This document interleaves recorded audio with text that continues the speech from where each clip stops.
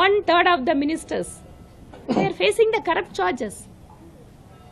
So மாநிலத்தினுடைய முதல்வர் தமிழக மக்களுக்கு இதைவிட பெரிய துரோகத்தை செய்ய முடியாது.